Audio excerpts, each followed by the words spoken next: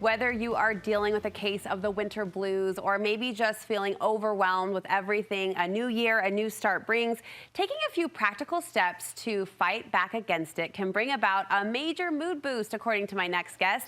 Life coach Courtney Casper is joining us with 4 strategies to push back against the overwhelm. Courtney, it's great to meet you through the screen. Welcome to Studio 5.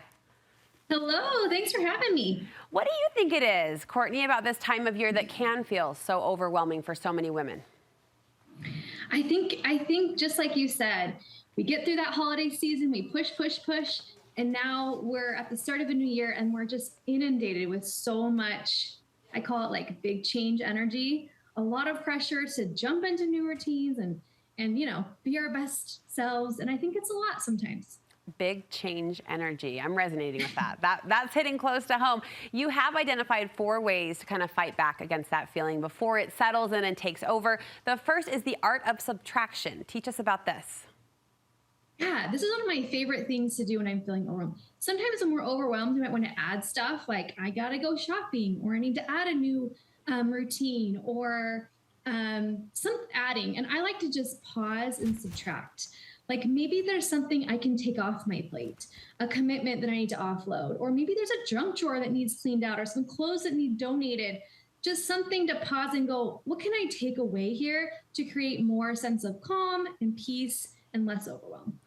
It echoes an analogy I actually think of often. Elder Dieter Uchtdorf of the Church of Jesus Christ of Latter-day Saints, he's a former airline pilot. And he one time said, when you're approaching turbulence, the natural tendency is to like speed up, right? I'm going to push past those bumps that are coming ahead.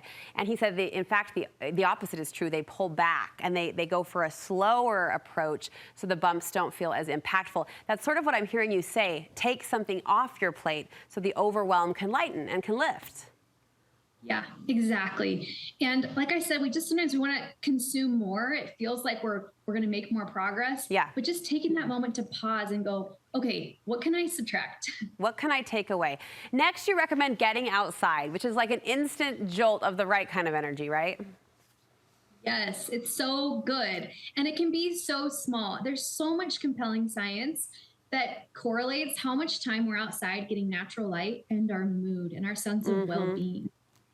So I think just getting out, even if you have to bundle up, I know it can be cold this time of year, but it's so good for us mentally, physically, in all the ways. And we don't even need the research for that. I mean, the research is interesting as you start to look at the correlation between Mother Nature and our human spirit, but really you feel it instantly. And I appreciate that you acknowledge the effort, though. It's a lot of work to bundle up and get out there and to push yourself to do so in the winter season, but you say worth it.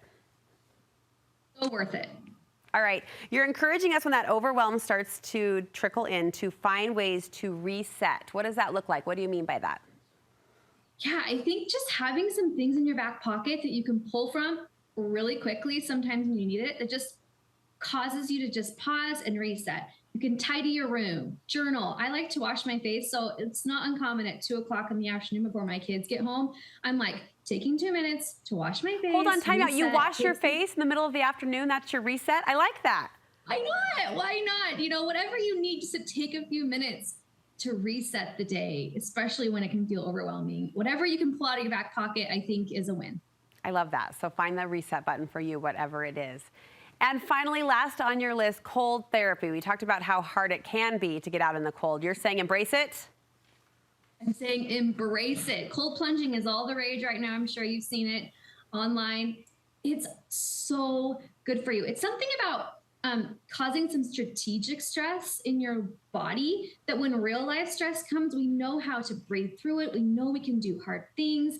It is so good for you as far as like boosting your immune system, better sleep. And really we get this like dopamine. Aren't we all just needing a little more dopamine and serotonin right now? So getting outside and cold exposure gives us both of those things. I have a few friends who are really into the cold plunge, building tubs in their backyard. I don't know if I, at least right now, can commit to something like that, but I have done the cold shower spray, like 60 seconds before you get out of the warm, cozy shower stream to just like jolt yourself. And I don't know, they say it works. You feel it? You could even splash cold water on your face.